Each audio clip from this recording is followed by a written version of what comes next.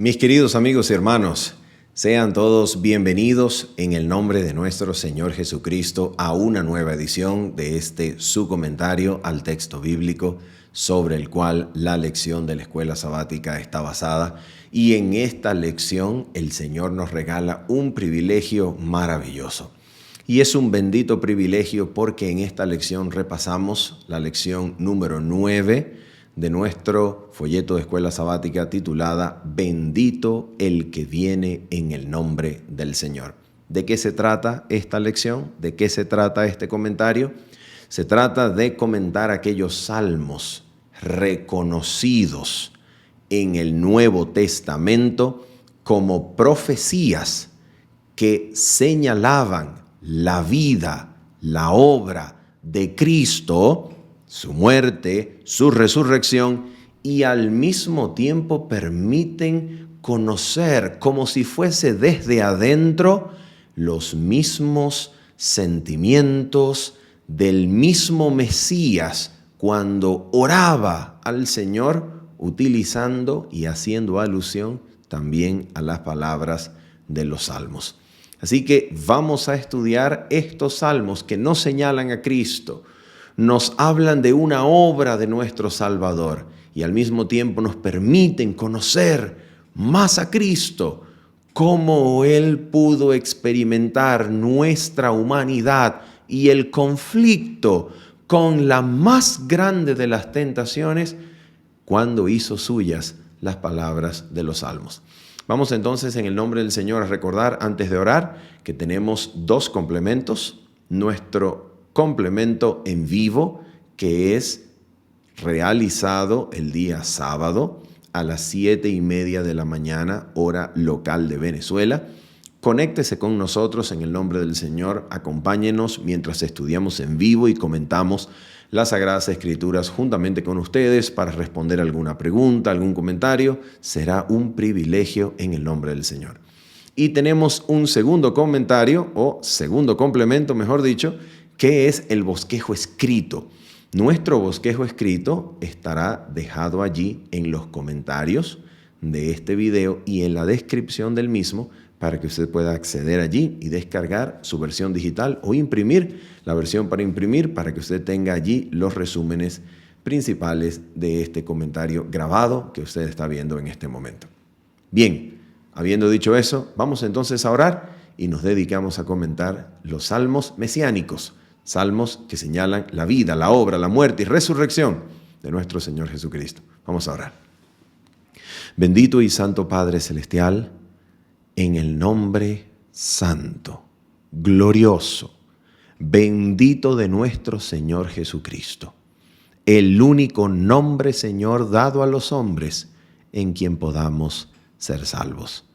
Padre bendito, por favor, eleva nuestras miradas, a pesar de nuestras limitaciones, de cualquier tipo, Señor, a pesar de nuestra debilidad, a pesar, Señor, de nuestros hábitos que algunas veces nublan, Señor, nuestra visión. Por favor, Padre, levanta nuestras miradas, ten misericordia de nosotros y permítenos contemplar a Jesucristo en la hermosura de su carácter, Señor, en la belleza de su santidad, y permítenos contemplarlo para ser nosotros transformados a su imagen y semejanza, Padre.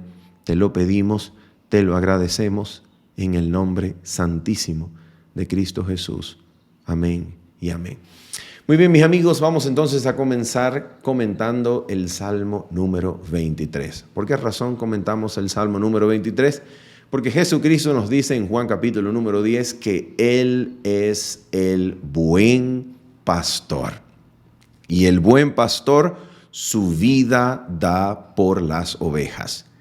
Él no huye del lobo, no huye del peligro y deja sus ovejas pensando salvar su vida primero. No. Él da su vida por sus ovejas. Al mismo tiempo, sus ovejas reconocen su voz. Él las llama, Él las atrae, Él las guía por medio de su voz. Y allí donde sus ovejas reconocen la voz del pastor, allí se reúnen en torno a Él para recibir la vida en abundancia que viene a darnos el pastor. El Salmo 23 es un reflejo, es una forma en la cual comprendemos de cerca la forma en la cual el pastor provee, el pastor acompaña, el pastor alienta, el pastor alimenta, el pastor lleva al reposo y al descanso. El pastor guía por el valle de sombra y de muerte, asegurándose de que las ovejas puedan lograr alcanzar el lugar seguro después de transitar por ese valle terrible. Aquí en el Salmo 23 nosotros encontramos un bosquejo de el carácter de Cristo, cual pastor de ovejas, sobre nosotros. Vamos a mirar entonces qué nos dice el Salmo número 23. Vamos a proyectarlo en pantalla y leemos lo siguiente. Salmo 23, versículos 1 en adelante, la palabra del Señor dice lo siguiente. Jehová es mi pastor, nada me faltará. En lugares de delicados pastos me hará descansar. Junto a aguas de reposo me pastoreará.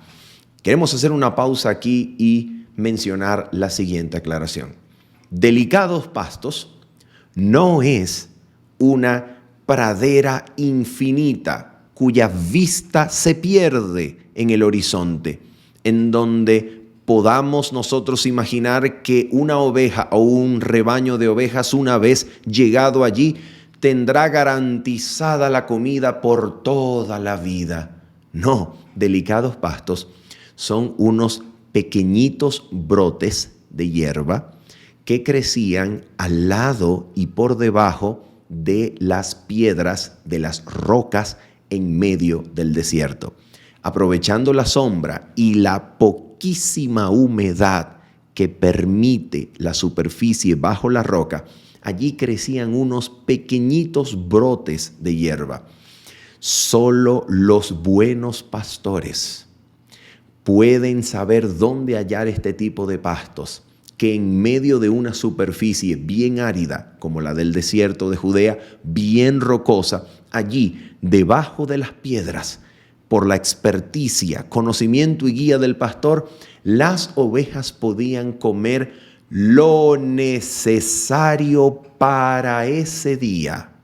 La provisión de nutrientes suficientes y necesarios solo para ese día. Y el día de mañana, ¿qué iba a comer esa oveja o qué van a comer las ovejas? Para eso está el pastor. El pastor sabe dónde quedan los lugares de delicados pastos. El pastor tiene capacidad de encontrarlos. El pastor guía. Lo que el Salmo 23 nos está diciendo es que Dios promete guiar la vida paso a paso. Mis amigos, no es para nosotros, en la mayoría de los casos, lo mejor para la vida espiritual que el Señor nos dé una bendición que garantice la estabilidad financiera, la paz mental a través de provisiones de alimentos, riquezas, materiales, posesiones, bonanza suficiente como para no tener nosotros más nunca que preocuparnos, más nunca tener necesidad de pedir, más nunca tener necesidad de clamar. No es la forma en la que el cielo en la mayoría de las veces elige guiarnos. El cielo elige guiarnos con gracia suficiente para ese día, para que nosotros podamos aferrarnos a las promesas de Cristo día a día, diariamente. Por eso la oración reza: el pan nuestro de cada día, dánoslo hoy. Para hoy nosotros pedimos. No necesitamos preocuparnos por el día de mañana, porque el día de mañana traerá su propio afán. La guía, la provisión de gracia, la palabra de Dios, todo debe ser suficientemente fresco como cual maná que desciende hoy, se recoge hoy, se come hoy, pero no se guarda para mañana porque mañana amanece podrido. La provisión del Señor es una provisión diaria, es continua, es constante, precisamente para incentivar la búsqueda, la dependencia, la confianza constante en todo tiempo. Dios anhela que nosotros pero experimentemos, busquemos su bendición, su gracia diariamente. Y por eso aquí las ovejas son guiadas a delicados pastos, no a una pradera infinita de hierba que promete saciar los años y años del porvenir del rebaño. No, es una provisión diaria, es una conducción diaria para que la oveja dependa de la capacidad del pastor para vivir, para encontrar reposo y descanso. Sigamos leyendo el Salmo número 23. La palabra del Señor dice lo siguiente, versículo 3 en adelante: confortará mi alma, me guiará por sendas de justicia, por amor de su nombre. Bendito sea el nombre de nuestro Señor, que nos guía a toda senda de justicia por amor de sí mismo, por amor de su nombre. ¿Por qué razón? Porque su carácter, precisamente el honor de su trono, el honor de su palabra, están comprometidos en la guía, en el desarrollo, en la perfección del carácter de su pueblo. Él anhela guiarnos por sendas de justicia para que toda la gloria sea para Él, para que el mundo exclame: ¡oh, plantío de Jehová es este pueblo! Para que el pueblo reconozca la obra de Dios en nosotros, para que el mundo alabe al Señor por medio de nosotros. Eso es justicia de Dios, que obra en nosotros para la glorificación de su propio nombre. Sigamos leyendo. El Salmo dice: aunque ande en valle de sombra de muerte, no temeré mal alguno, porque tú estarás conmigo, tu vara y tu cayado me infundirán aliento. Bendito sea el nombre del Señor, que promete cual pastor acompañarnos en los lugares más sombríos, inhóspitos, difíciles de nuestras vidas. En el valle de la sombra de muerte, el pastor nos guía. Probablemente ni siquiera podamos mirar el camino. Probablemente ni siquiera sepamos ni entendamos a dónde nos está conduciendo su providencia. Probablemente ni siquiera podamos saber por nuestros propios ojos, mente, inteligencia y capacidad los pasos del pastor. No podemos ver, pero podemos confiar en el carácter de aquel que ha prometido cuidar de nuestras almas. Podemos confiar en la bondad de Dios. Mis amigos, cuando los problemas, cuando las circunstancias duras de la vida golpean nuestra puerta, una de las cosas que hace el dolor es nublar nuestra visión.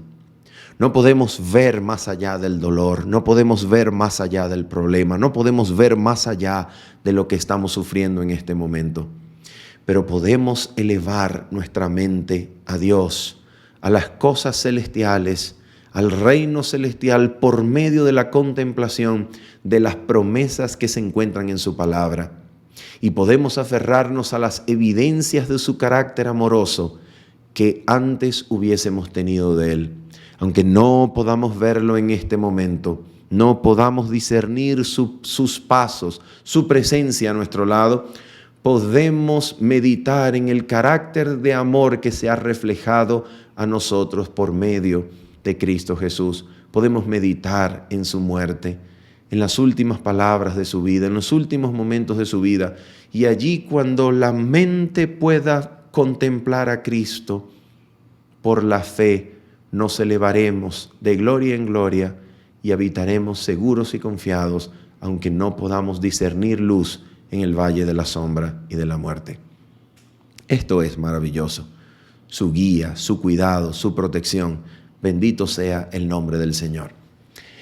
Esa misma forma que nosotros hemos mencionado de elevarnos de gloria en gloria por medio de la fe, sosteniéndonos en las evidencias del carácter amoroso de Dios que antes de la prueba, que antes del dolor nosotros hubiésemos tenido, es la misma forma en la cual la Sagrada Escritura y el Espíritu de profecía nos enseña que Cristo se sostuvo durante la hora de su más cruel y terrible tentación, la hora de su cruz. La palabra de Dios habla acerca de la hora de la cruz de Jesús como la hora de las tinieblas. El Señor Jesucristo siempre habló a sus discípulos de esa hora de las tinieblas que llegaría para tomar su vida, siendo el Hijo del Hombre entregado en manos de los ancianos, de los escribas y fariseos, y de esa manera los discípulos sabían que la hora de las tinieblas se cernía en torno a Cristo. La hora de su muerte en la cruz fue una hora de real tinieblas. Las tinieblas cubrían toda la tierra y la comunión visible entre el Hijo y el Padre fue suspendida.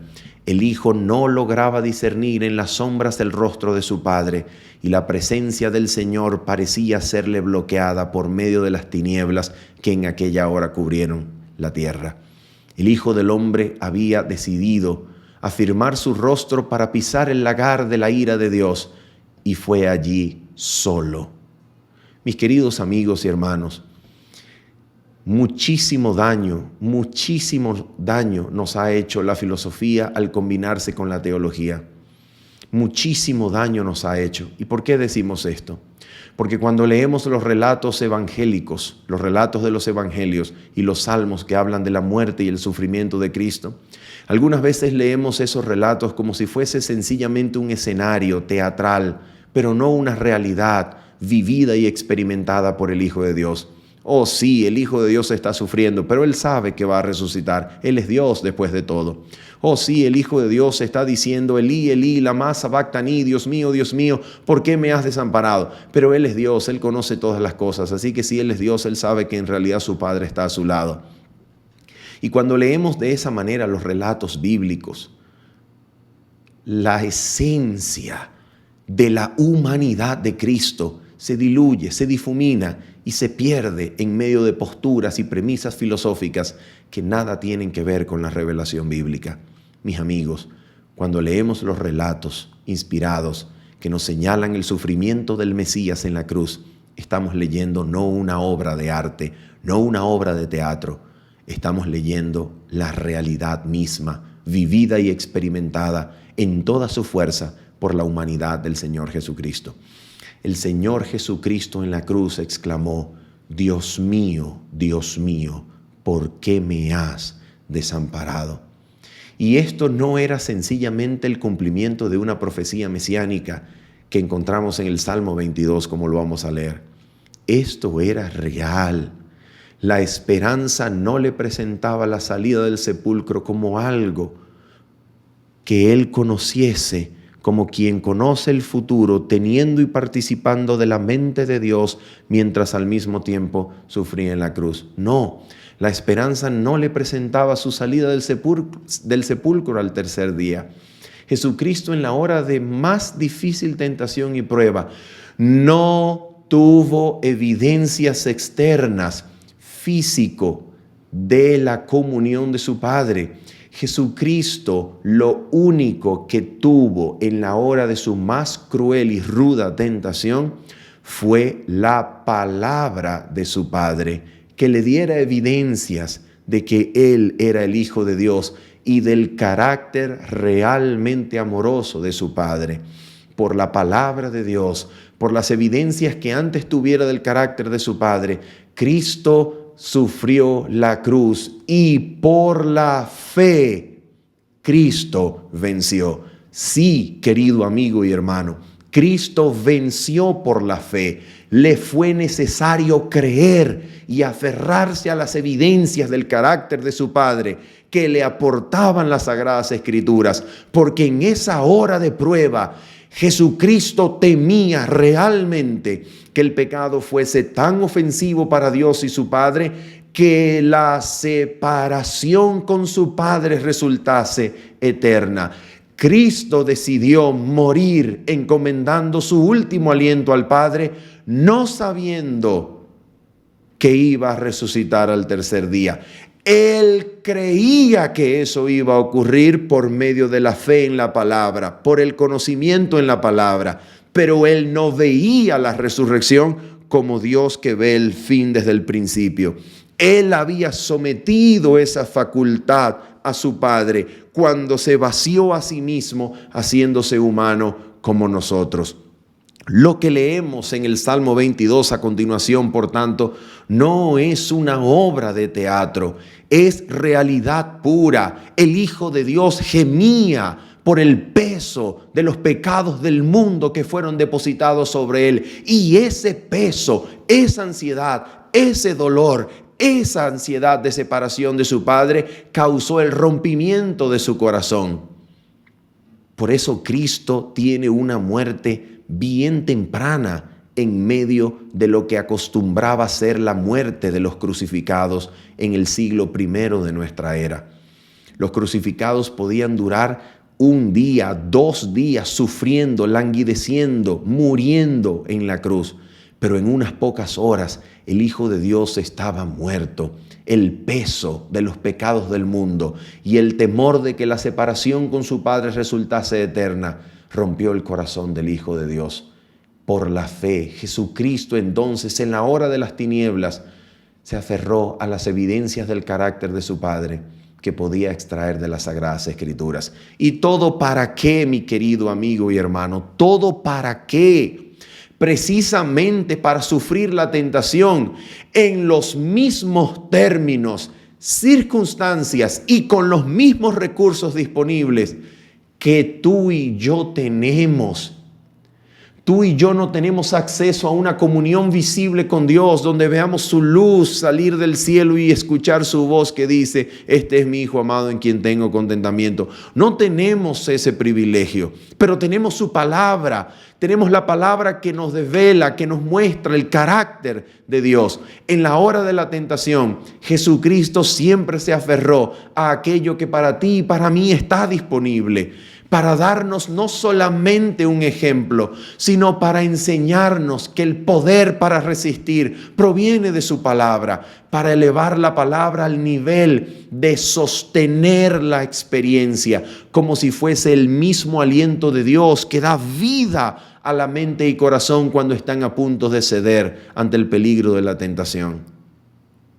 El Salmo 22 dice lo siguiente para nosotros. Mira esto, por ejemplo, Salmo 22, versículos 1 en adelante. Dios mío, ¿por qué me has desamparado? ¿Por qué estás tan lejos de mi salvación y de las palabras de mi clamor? Dios mío, clamo de día y no respondes, y de noche y no hay para mí reposo. Pero tú eres santo, que habitas entre las alabanzas de Israel. En ti esperaron nuestros padres, esperaron y tú los libraste. Mira, por ejemplo, el versículo número 6. Mas yo soy gusano y no hombre, oprobio de los hombres y despreciado del pueblo. Todos los que me ven me escarnecen, estiran la boca, menean la cabeza diciendo: se encomendó a Jehová. Líbrele él, sálvele, puesto que en él se complacía. ¡Qué cosa impresionante! La pasión, el sentimiento, el sentir de Cristo en la hora más sombría de su vida, en la mismísima hora de la tentación, cuando colgaba en la cruz. Aquí el Salmo 22 de manera impresionante nos refleja la sensación de aquellos que pasaban delante del crucificado, meneando su cabeza y escarneciéndolo, siendo instrumentos diabólicos para decirle que se baje allí de la cruz. Él confió en Dios, que le libre Dios, si es el Hijo de Dios, que baje de la cruz. ¡Qué cosa impresionante! La hora de la prueba de Cristo. Y él estaba allí aferrado a las promesas que antes creyese, conociese, memorizase acerca del carácter de su Padre, cuando las tinieblas no le dejaban ver el rostro de su Padre. Él enfrentó la tentación como verdadero ser humano, y esta fue la afinidad en la que Cristo tocó el género humano. Él verdaderamente conoce las profundidades de la fuerza de la tentación y nos enseñó cómo resistirla. ¿Por medio de qué cosa venció Cristo en su conflicto y lucha con la tentación? Por la palabra de Dios.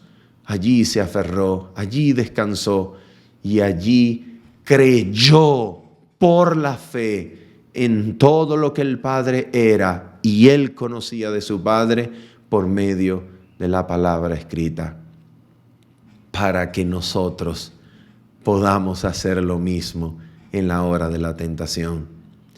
Que Dios nos ayude a aferrarnos a su palabra, a acumular sus benditas promesas y en la hora de la prueba más dura poder levantar nuestra mirada al cielo, aunque las tinieblas oculten el rostro de Dios, y por medio de la fe en la palabra vencer por la fe como Cristo venció. Bendito sea el nombre del Señor. Vamos ahora a mirar el siguiente salmo, el salmo número 89. El salmo número 89, aparte de ser un salmo mesiánico, es un salmo que verdaderamente nos introduce en un tema teológico espectacular, maravilloso. Y es el tema teológico del pacto. Es este tema, el pacto, el tema que probablemente mejor resume toda la relación de Dios para con su pueblo desde el Génesis hasta el Apocalipsis. El término pacto es un término que ha sido sujeto de investigación, de escritura por mucho tiempo. Pero esta es la esencia que nosotros podemos hablar acerca del pacto. Esta es la esencia de esta doctrina bíblica. Atención con esto. Un pacto, un berit en el antiguo cercano oriente era algunas veces un establecimiento de un acuerdo entre dos partes iguales o partes subalternas, una parte por encima y una parte por debajo. Atención, en estos pactos habían promesas de parte y parte, había una parte que hacer por ambos lados, por ambas partes tenían que hacer ciertas cosas, ciertas obras, cumplir ciertas condiciones para que los acuerdos propuestos en pacto se dieran y tuvieran lugar. Sin embargo, escúchalo bien, sin embargo, la forma en la cual el pacto de Dios se manifiesta históricamente a lo largo de toda la revelación bíblica, desde el Génesis hasta Apocalipsis, no es un acuerdo entre partes iguales, no es un acuerdo que se establece por medio de promesas hechas de ambas partes. El pacto de Dios que involucra, que guía, que produce la salvación, tiene la forma de una promesa que la boca de Dios pronuncia. En el pacto de Dios para con su pueblo, el que hace promesas es Dios.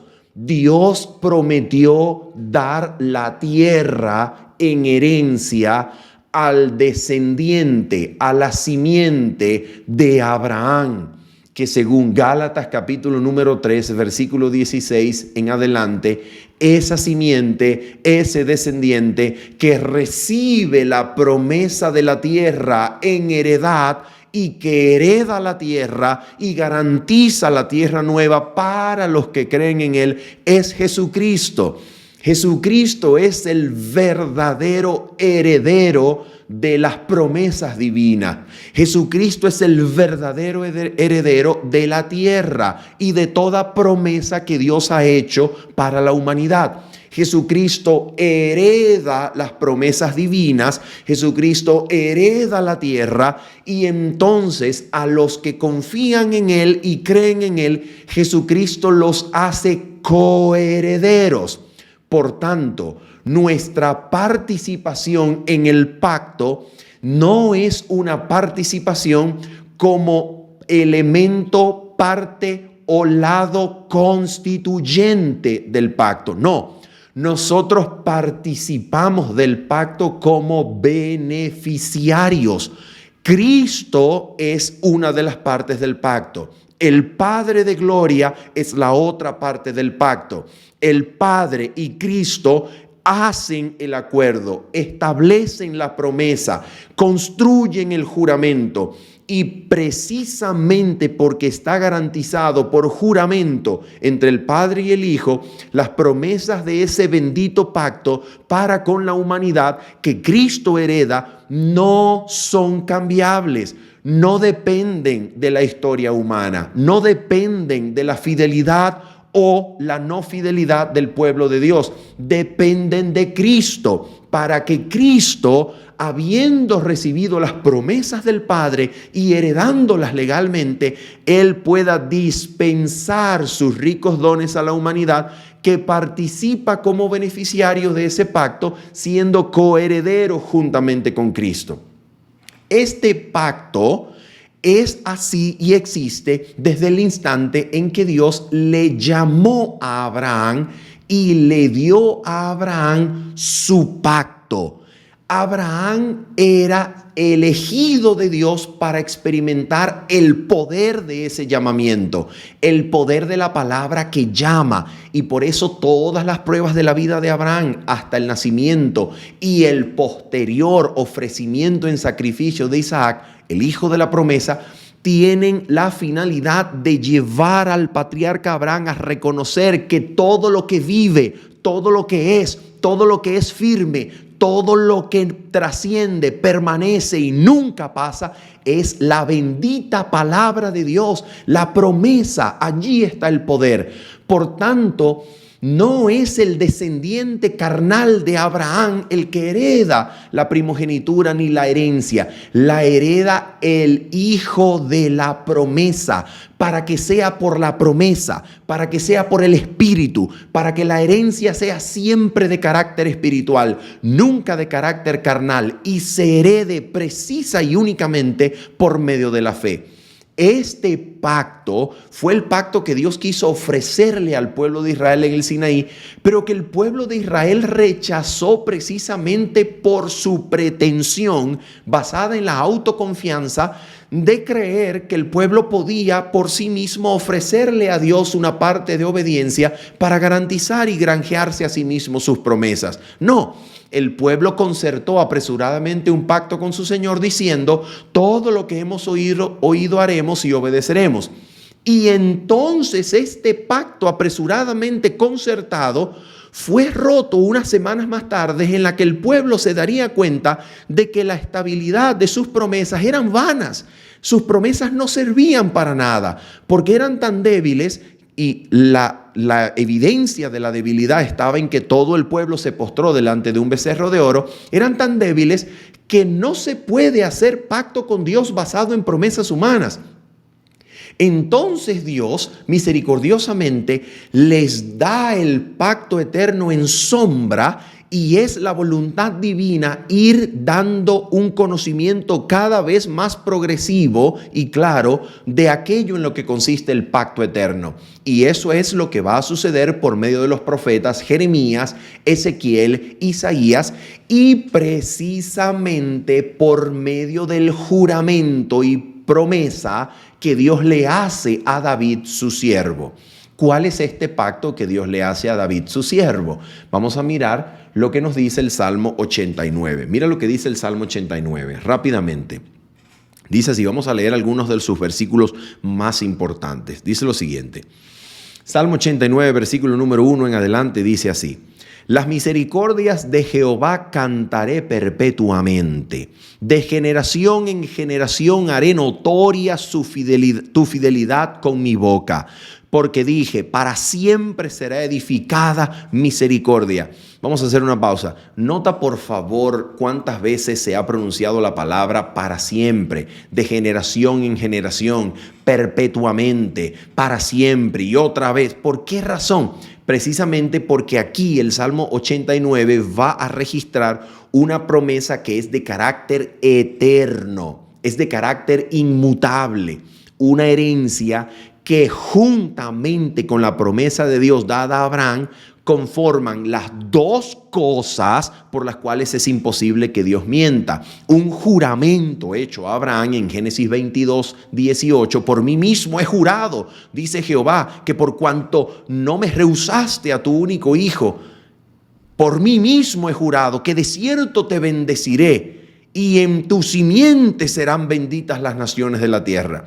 Y número 2, un nuevo juramento, esta vez no hecho a Abraham, sino a David, su siervo. ¿Cuál era el juramento? De que perpetuamente y de generación en generación y por siempre Dios sustentaría, Dios sostendría el trono de David y con su descendencia Dios multiplicaría y mantendría constante sus misericordias, su pacto con David y con su descendencia. Y por eso aparecen tantas veces la palabra de generación en generación, para siempre, perpetuamente. Y ahora vamos a mirar lo que dice el Salmo. Sigamos adelante. Dice así el Salmo desde el versículo número 3 en adelante. Dice: hice pacto con mi escogido, juré a David mi siervo diciendo: para siempre confirmaré tu descendencia y edificaré tu trono por todas las generaciones. Y aquí Dios estaba realmente siendo misericordioso. ¿Por qué razón? Porque fíjate esto, Dios escoge a un hombre, y por medio del profeta Samuel lo unge, derramando aceite de unción sobre él, significando la elección y la provisión de Espíritu Santo para él. Y a ese hombre a quien ha llamado, de orígenes humildes, pues era un pastor, en el momento en que nadie lo esperaba porque era un pequeño niño que derrota a un gigante, en el momento más inesperado porque el rey quería matarlo y eliminar de su existencia, cuando nadie lo esperaba, cuando nadie se lo imagina, Dios llama a un hombre conforme a su corazón y sin ser el más alto, el más prominente, el más promisorio de Israel, Dios lo hace rey. Y lo unge con aceite y le promete a él como su ungido que si él, escucha bien, si él anda en sus caminos y guarda sus mandamientos y él y sus descendientes, los descendientes del rey David, hacen lo mismo andando en sus pisadas y guardando sus mandamientos conforme a lo que haría David su padre, entonces él prometía sostener este trono de generación en generación. La casa de David nunca se iba a acabar. Pero ¿qué ocurrió? ¿Qué pasó con el hombre conforme al corazón de Dios? Oh, este hombre fue maravilloso. Este hombre es una maravillosa persona bíblica, es un personaje impresionante. Su entrega, su valentía, su devoción, su espiritualidad, su devoción por el Señor. Esto es una maravilla. Pero este hombre también conoció las profundidades del pecado, de la rebeldía, de la presunción. Cuando en ocasión de no salir a la guerra representando a su pueblo, cayó preso de la tentación con Betsabé, cayó en el pecado y luego planificó la muerte de su esposo para salvar su nombre como un mismo tirano, una cosa espantosa. Este hombre, David, en el Salmo 51, parece haber llegado lo más cerca posible a la comprensión del pacto eterno, el pacto que Dios había anhelado darle a él y a su descendencia, cuando dijo y exclamó: crea, oh Dios, en mí un corazón nuevo y espíritu recto me sustente. Esta es la promesa del pacto eterno en palabras de Ezequiel, en palabras que recuerdan al mismo tiempo las palabras del profeta Jeremías, que prometía que Dios escribiría su ley en la mente y en el corazón de su pueblo. El pacto davídico realmente era un pacto misericordioso porque Dios prometía tratar con un hombre y en ese trato con un solo hombre, el rey de Israel, garantizar la bendición para todo el pueblo de Israel. Este pacto se cumple precisamente en aquel hombre por cuya obediencia y por cuyo don vino la vida para los muchos. Cristo Jesús. Cristo es aquel hombre con el cual Dios decidió tratar para bendecir en él y por medio de él a toda la humanidad que Cristo representa en su propia persona. El pacto davídico tenía esa representatividad que nos enseña la representación de Cristo, que es el hombre humanidad, la humanidad representada en Cristo Jesús, hombre, para que en el trato de Dios con Cristo la humanidad entera se vea beneficiada. Precisamente eso es lo que nosotros encontramos, por ejemplo, en el deseado de todas las gentes, capítulo número 87 y último de sus párrafos, donde se nos presenta a Cristo como el garante, el fiador, representante de toda la raza humana, en conformidad con aquella dinámica de la relación divina con el Rey de Israel que garantizaba bendición para todo el pueblo en consecuencia. Mira, por ejemplo, lo que se nos dice allí en el capítulo 87 del deseado de todas las gentes, que vamos a leer a continuación. Leamos, dice así: desde antes que fueran echados los cimientos de la tierra, el Padre y el Hijo se habían unido en un pacto para redimir al hombre en caso de que fuese vencido por Satanás.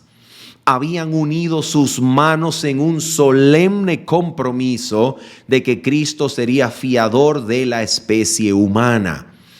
Cristo había cumplido este compromiso cuando sobre la cruz exclamó: consumado es. Se dirigió al Padre. El pacto había sido llevado plenamente a cabo.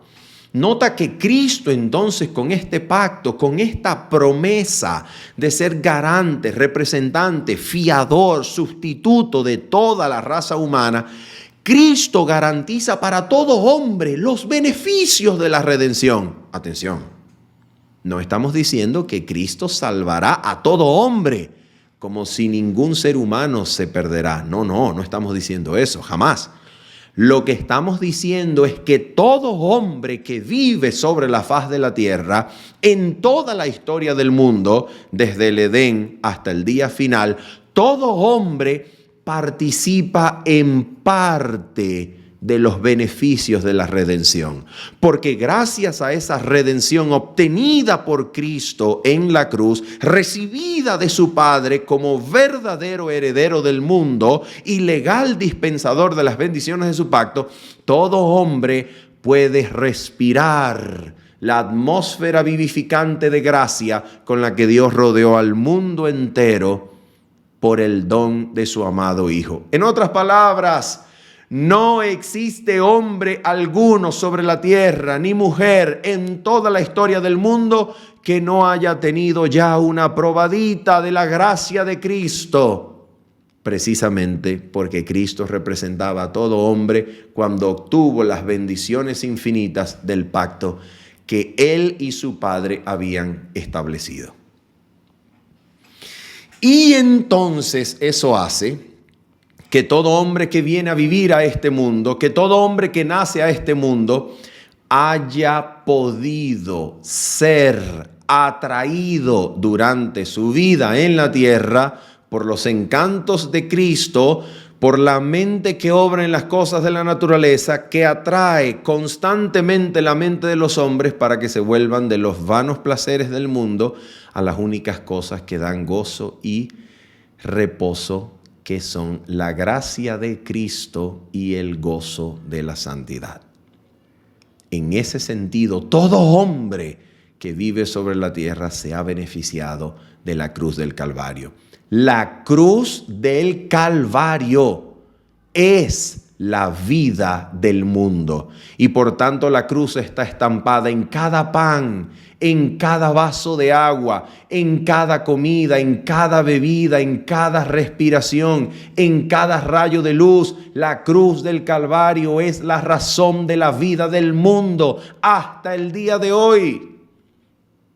Precisamente porque Dios decidió tratar con el mundo por medio de un solo hombre, Cristo Jesús, el hombre humanidad, el hombre que representa en su persona a toda la humanidad, para que los que se pierdan, finalmente se pierdan solamente porque rechazaron, se opusieron, pisotearon la sangre bendita del Dios hombre que representaba a toda la humanidad y que ya había otorgado vida, que ya había otorgado gracia.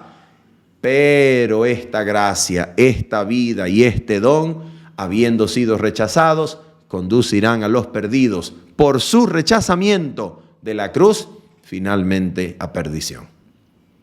Bien, ¿qué aprendemos entonces del Salmo 110? El Salmo 110, de la misma manera como Dios en el Salmo 89 nos presenta el pacto davídico con el cual Dios pretendía tratar con todo el pueblo por medio de la relación con un solo hombre, David, el rey de Israel. El Salmo 110 nos declara lo que Dios ha jurado acerca del sumo sacerdote que nos convenía, porque este sumo sacerdote nos convenía. Un sumo sacerdote que no muriera como los otros sumos sacerdotes hombres, que por el poder de una vida que terminaba, por la incapacidad de una vida que tenía fin, sencillamente no podían salvar hasta lo sumo, no podían salvar completamente, porque la ley no podía otorgar por el sacerdocio levítico la perfección. Pues precisamente no habiendo podido otorgar la perfección el sacerdocio levítico por la incapacidad de un mandamiento que nombraba hombres mortales, porque todos morían, entonces, habiendo la ley sido incapaz de proveer la perfección, Dios levantó un nuevo sacerdocio, pero atención, no es nuevo en el sentido de que se le ocurrió a Dios, de que estuvo disponible después del sacerdocio levítico, cuando estas sombras fueron acabadas en la cruz de Cristo. No era nuevo en ese sentido. Es el sacerdocio que ya desde el Génesis se ve vigente, se ve funcionando, el sacerdocio según el orden de Melquisedec. Sacerdote que bendijo a Abraham cuando venía después del despojo de aquella guerra con los reyes que habían hecho coalición para llevar a Lot y tomar la ciudad de Sodoma y así sucesivamente. Este sacerdocio, según el orden de Melquisedec, es tan superior al levítico que el mismo Leví en Abraham pagó sus diezmos a este sacerdocio. En otras palabras, es el sacerdocio que trasciende, que va por encima de todo sacerdocio humano levítico antes conocido. Y es el sacerdocio que resume dos aspectos de la obra de Cristo en el reino celestial en relación con la humanidad. Este sacerdocio reúne el aspecto de la realeza de un rey y el ministerio e intercesión de un sumo sacerdote fiel a Dios conforme a todas las cosas que a Dios se refiere.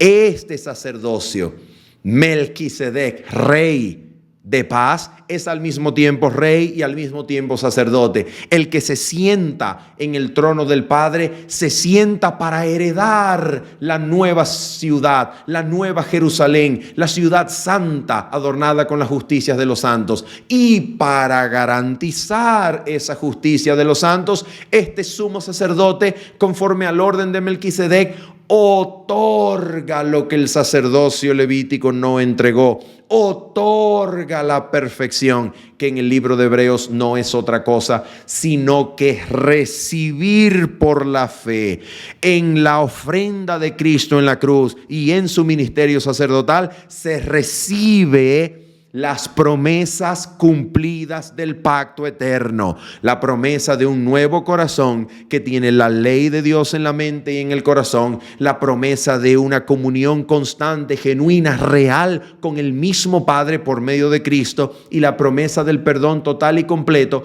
que recibiendo este paquete de promesas, Cristo hace al hombre por la fe capaz ahora de obedecer. Y habiendo sido el hombre perfecto, porque recibió el cumplimiento de las promesas del pacto en él, ahora el hombre es capaz de abundar en toda buena obra, haciendo lo que es agradable delante de Dios, y pudiendo ser capaz por Cristo, que vive en él y hace en nosotros lo que nosotros no podemos por nosotros mismos. Por medio de Cristo, ahora el hombre es hecho capaz de obedecer, caminando en la ley de Dios, perfeccionando un carácter santo delante de su Hacedor, haciendo todo lo que es agradable delante de él. De esto se trata el Salmo 110, cuando Dios jura que Cristo es sumo sacerdote según el orden de Melquisedec. Vamos a verlo. Salmo número 110. Mira lo que nos dice aquí. Jehová dijo a mi Señor: siéntate a mi diestra hasta que ponga a tus enemigos por estrado de tus pies. Jehová enviará desde Sión la vara de tu poder. ¿Qué más dice? Domina en medio de tus enemigos. Tu pueblo se te ofrecerá voluntariamente en el día de tu poder. En la hermosura de la santidad, desde el seno de la aurora, tienes tú el rocío de tu juventud. Juró Jehová y no se arrepentirá. Tú eres sacerdote para siempre, según el orden de Melquisedec. Así que, mis queridos amigos y hermanos, el sacerdocio de Cristo, conforme al orden de Melquisedec, hace algo por nosotros que ya estaba disponible en los tiempos en los cuales el santuario terrenal estaba de pie, pero que lamentablemente fue perdido de vista. ¿Qué cosa estaba disponible? Que Cristo, el verdadero sumo sacerdote, sacerdote por encima de Aarón y todos sus descendientes, el verdadero sumo sacerdote, quien por el poder de una vida indestructible salva por completo hasta lo sumo y vive para siempre interceder por nosotros.